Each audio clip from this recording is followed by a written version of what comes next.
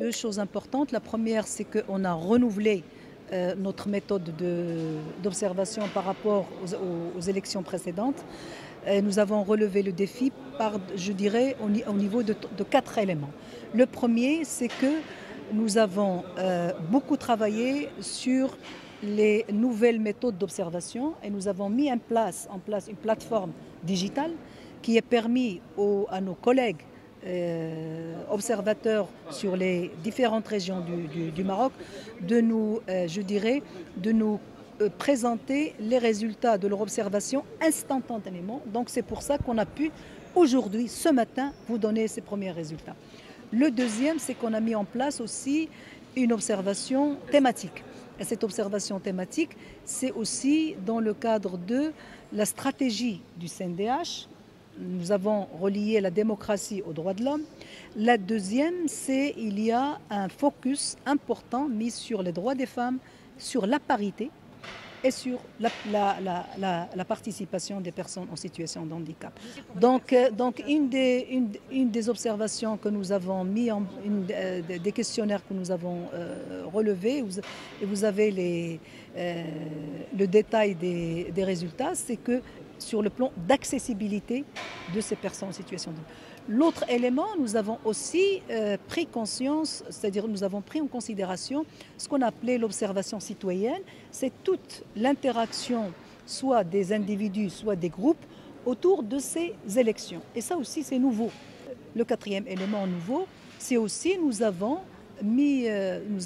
observé les Marocains, les citoyens marocains qui ont une position de boycott des élections. Et donc nous avons représenté les différents avis, les différentes opinions autour de ces élections 2021, une première, les 1 jour et 3 scrutins. Nous avons répondu à l'invitation qui a été envoyée à la Ligue arabe par le Conseil national des droits de l'homme au Maroc.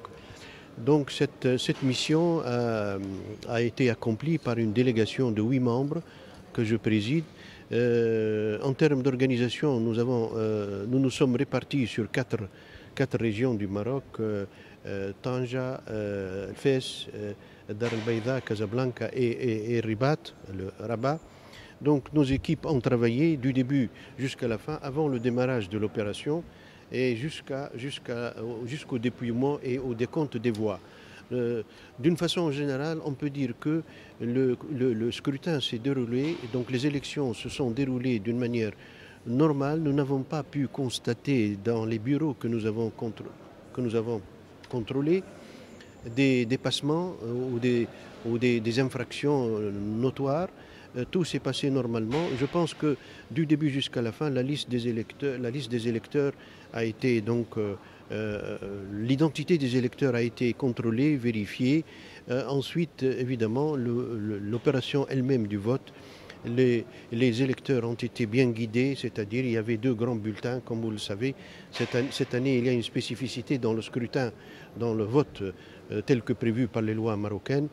Donc la liste des élections législatives et le bulletin réservé aux élections locales et régionales. Donc ensuite, l'isoloir, bien entendu, on a respecté le secret du vote. Il n'y a pas eu de pression, il n'y a pas eu d'intervention abusive. Jusqu'au dépouillement et au décompte des voix, nos équipes ont pu constater que les choses se sont déroulées normalement en présence des représentants des différentes listes, des partis politiques essentiellement. Voilà ce que je peux dire sur cette opération qui, pour la première fois au Maroc, se fait en même temps. Les élections législatives se font en même temps que les élections locales et régionales. Pour suivre toute l'actualité d'EcoActu.ma, inscrivez-vous sur notre chaîne YouTube et rejoignez notre communauté sur Facebook et sur les autres réseaux sociaux.